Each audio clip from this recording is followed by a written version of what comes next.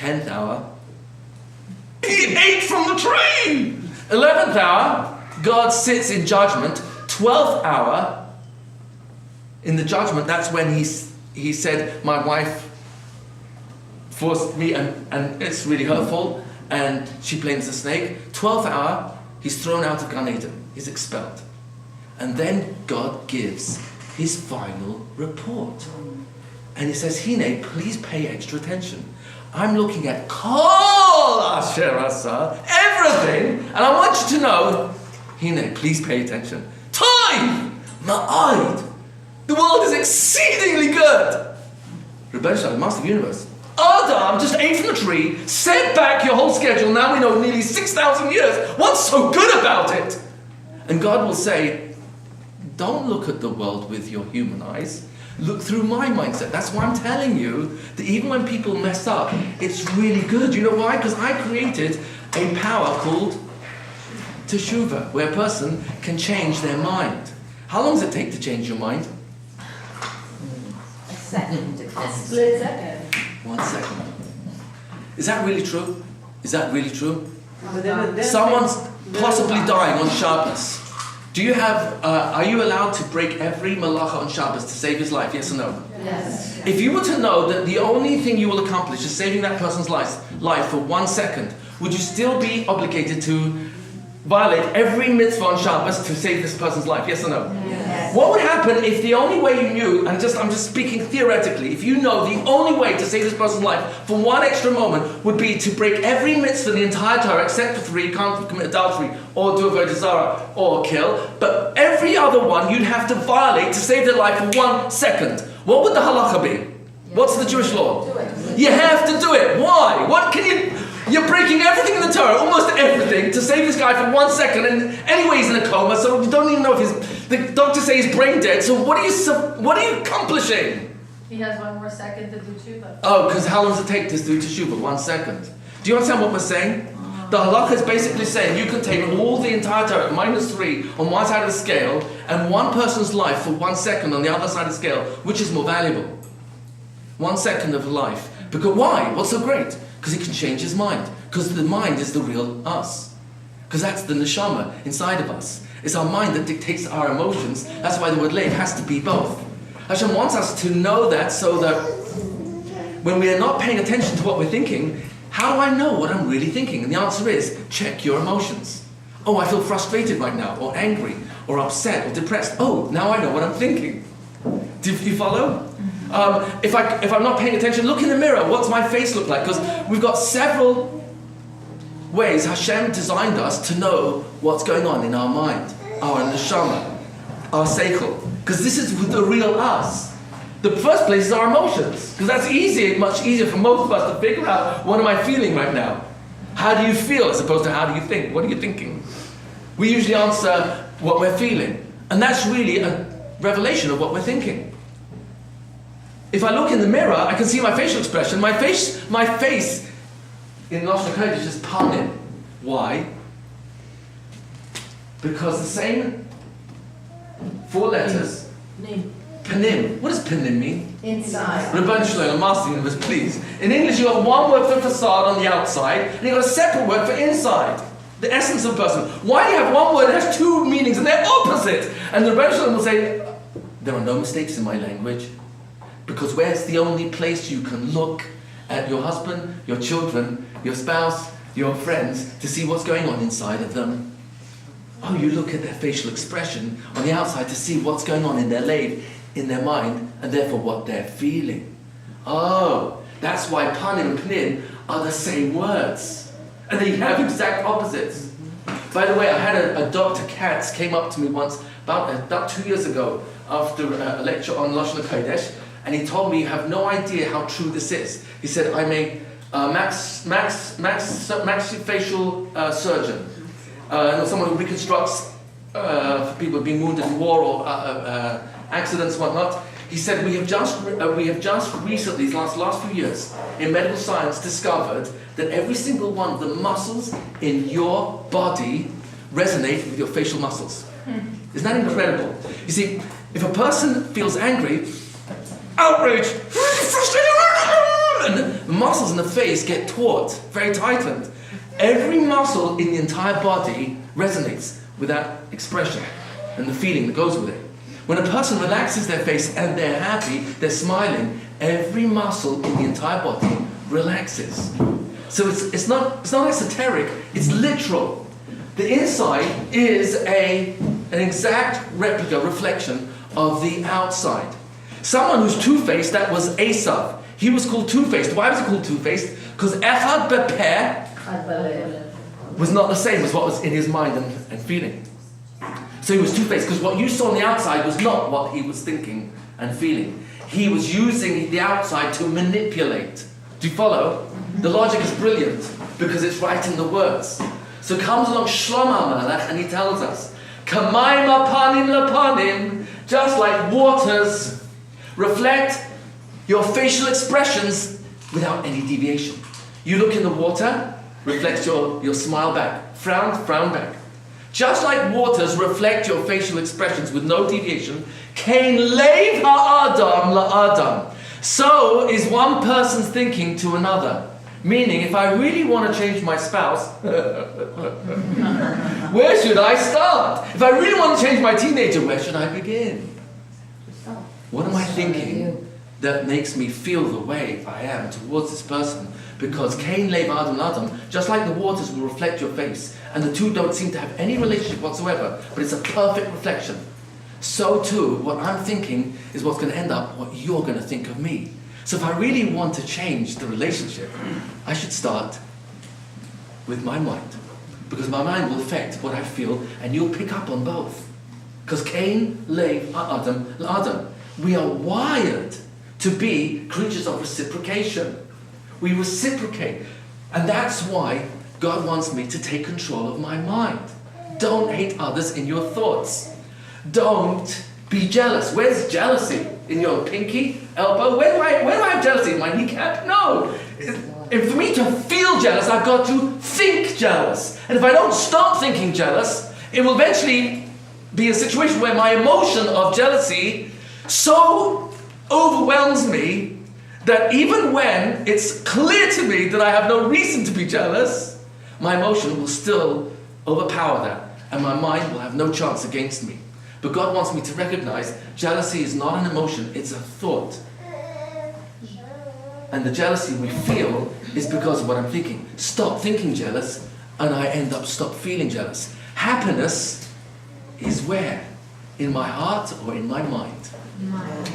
In the mind. How do we know? It says the Baal Shem HaKadosh, it's in the language, Sameach is the three-letter root of happiness. And the first two letters is Sham. What does Sham mean? Over there. Last two letters, Maya. Oh, your mind's right over there. Happiness is where? It's in the mind. Oh, the Oisius B'Simcha is the state of being happy now. B'Simcha, you're in happiness. What's the word for thought in Lashon HaKodesh? Machshava. Says the Arizal, look carefully, they share the exact same letters. Why? Because Machshava, B'Simcha, oh, where are you happy? In your pinky? In kneecap? Elbow? Where are we happy? Oh, it starts up here. It's what we're thinking. Is this making sense? Yeah. So comes along Rav Nachman, he quotes many times from Tehillim. Perek Dalet Pasuk Ches. Natata Simcha V'Libi. David HaMelech went through Gehenna on earth, and yet he was able to constantly bounce back and say, Haidu, I'm grateful to you. You're grateful? I mean, you lost 4 sons in your lifetime, and people usurped your authority in your lifetime. Shalom rebelled against you. Adoniyahu usurped your authority as king right at the end of your life. You had this problem with your son that you lost through Bathsheba, the first one, and you had commanders who went against you. What are you grateful for? So he says, Haidu Lashem, I'm grateful to God. To God, look at what you've been through. How do you do that? How can you say that? Kitayv, because God's good.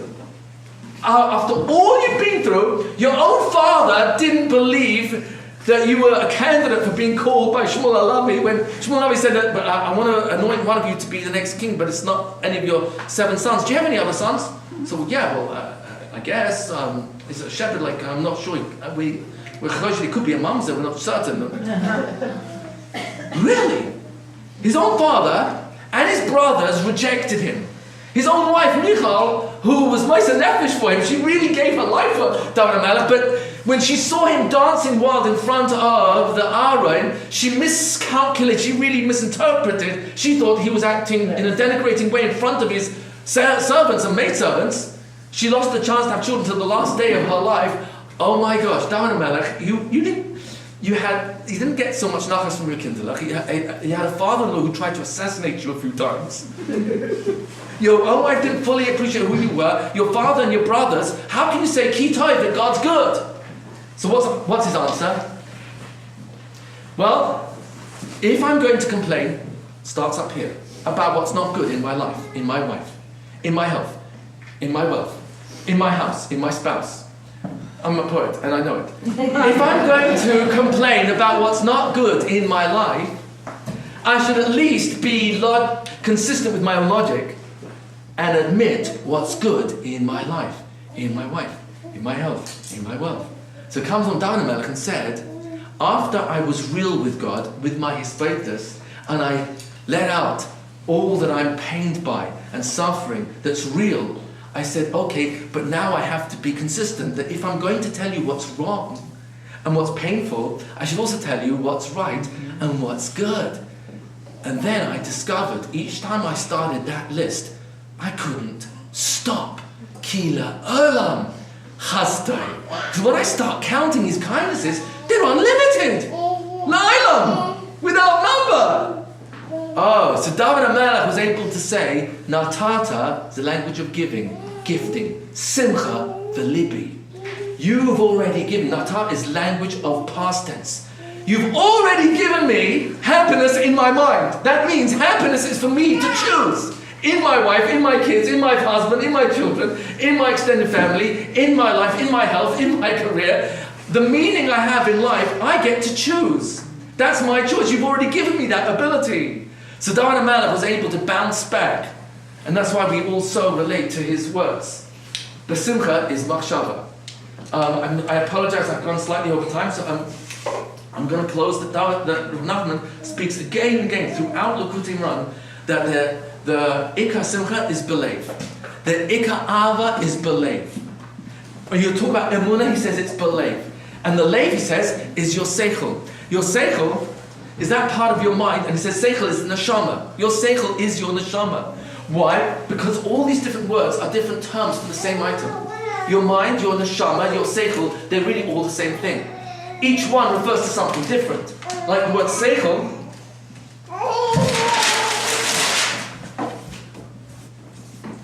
is very, in Lashon HaKodesh, you're allowed to interchange letters that are similar sounding. For example, shekel. Do you know what a shekel is? What is a shekel? It's a coin. How do you measure the value of a coin? Weight. A weight.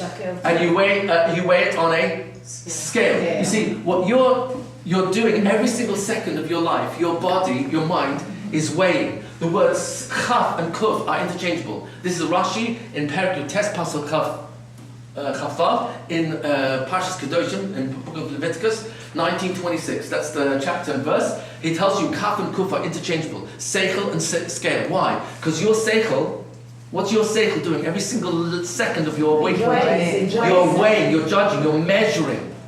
And by the way, English language originates from Lashon Kodesh. Where do you go to develop your seichel? School. Oh, you go to school. Very good. And if you graduate from school, you might come out a scholar. Yeah. A scholar. And hopefully, when you actually do graduate, you come out with a skill. But it all starts with your mind, because your mind is, as a baby, you are constantly learning the subtle differences in sounds and shapes, images, until you can start reading letters that are all symbols, and you learn to distinguish, discriminate the fine distinctions, because your seichel is that part of the neshama that has the ability to imprint upon it the difference between one item and another. But really, it's all the same thing. So your love for others is really starting in what I'm thinking about them.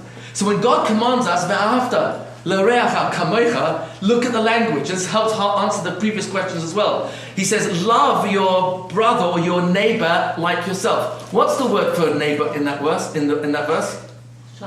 Ve'ahavta l'reacha kamocha. What's reacha mean? Friend. Your friend. What's the two-letter root? Ra. What does that mean? Bear. Rabbi Jonathan, why do you use a different word like chaver or Why do you use ra? And says the Rabbi Yonah in Shah Gimel, because HaKadosh Baruch Hu is commanding us that if I'm going to look for a friend that never makes a mistake, disappoints me or upsets me, how long will I be looking for a friend? How many friends will I end up having? If I'm looking for a husband that will never hurt me, upset me in any which way, how long will I stay married? So it comes along Kadosh Baruch Hu and says, no, I want you, just like I've got mistakes, and I'm still capable of loving me, he wants me kamoicha in the same way, be that with reacha, because there's going to be stuff that you don't like about them, and says Hashem, but use your mind to not negate or pretend the negative doesn't exist, but focus on the good in them that will help you handle the negative. Because I get to choose, how am I going to love you if you've got stuff that I don't like? And the answer is, well, if I focus on what I don't like till I start complaining and I think about it a lot, enough that I end up feeling resentment or anger or bitterness that you are damaged goods. That's what you are. And I start thinking that way until I feel that way. And God says he wants me to take control of the only person I'm able to control. And it's not just my body, it's my mind. My emotions are controlled by what I think. And when we change what we think, we change what we feel. In merit of that, we zocher to a sense of clarity in all our relationships, with more love and more simcha and more ava in our marriages and our relationships until Mashiach comes. Amen. Amen.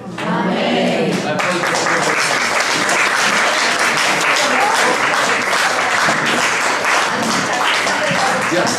Didn't you once say that Lev and Moach are the same gematria somehow? Oh, Lev and Moach? Yeah. I'm not aware of that. Moach is 48. You said something about Lev and something had the same gematria.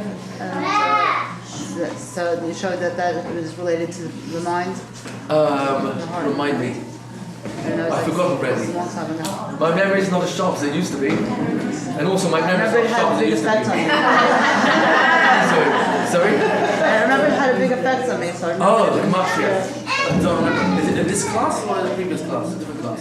It was a class like this, but maybe 5 years ago. Oh, okay. I don't remember now. So sorry. Okay. I have a tangential question for you, me, but as a relatively new colleague, you said that Adam and Chava got married at the 7th hour. Is that one of the reasons that we do the 7 circles? Oh, interesting. I never thought about that. That's very possible. All I know is Adam was created FFC from creation, 3000 BC before clothing. My husband wore some clothes by our clothing. Right. This is the name of the company. So it's very moving, like the same concept of very moving, like the rock. Right. It's a very good point. Maybe it's very close related. And it's in the same concept, right next to each other. Yeah. Thank you.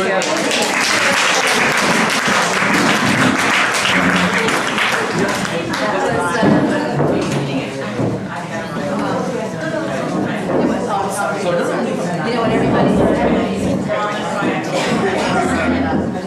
Ladies, we're gonna talk for a few more minutes, and then we'll take a little short break before the workshop. Okay, and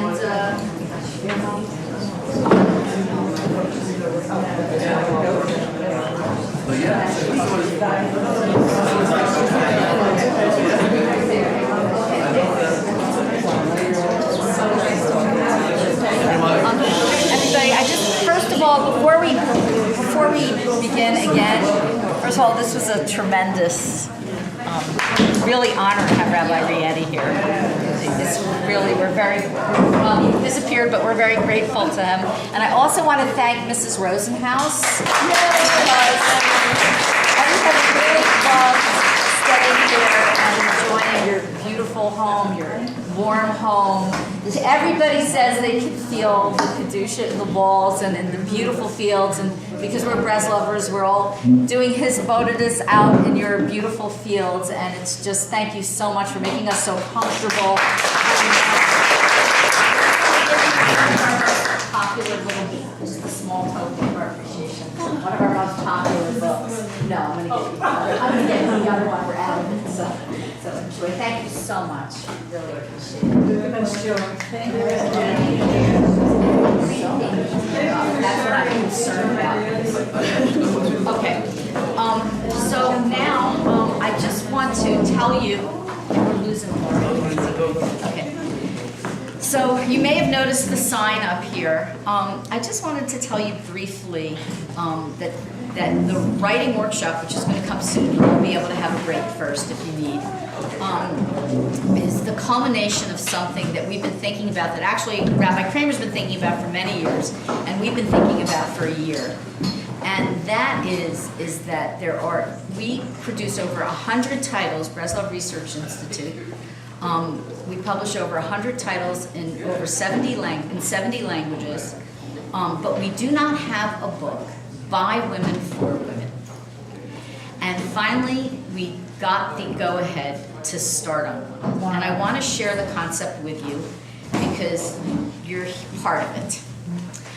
The concept is like this. The book is going to be a treasury, an anthology of inspiration from Rebbe Nachman. How we feel inspired, what we've learned, and so on and so forth. We have some great writers and teachers who are going to be contributing their knowledge, expertise, and just brilliant, inspiring writing, one of whom is Tzipora Heller, Rebbetzin Tzipora Heller. We have Rebbetzin Yehuda Skalshevsky. We have Sarah Yocheved Rigler, and we have others. But the idea of the book is for a diverse group of women to share their experiences with Breslov. Because the faces, or the sign's gone, the faces of Breslov are many. And as we know from meeting each other during the Shabbaton, they're diverse, and each is unique, and each is very, very precious. And everybody has something to inspire their friend with.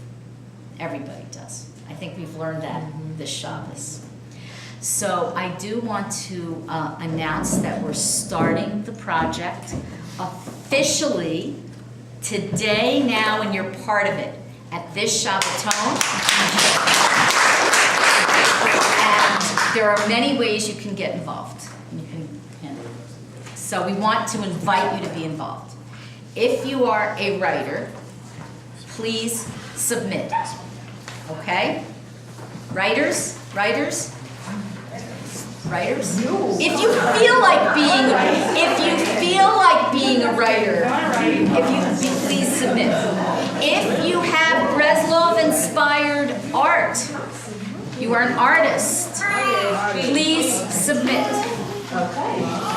If you feel that your contribution, you're more of a people person and you're an organizer, we are starting the fundraising process, and we need people to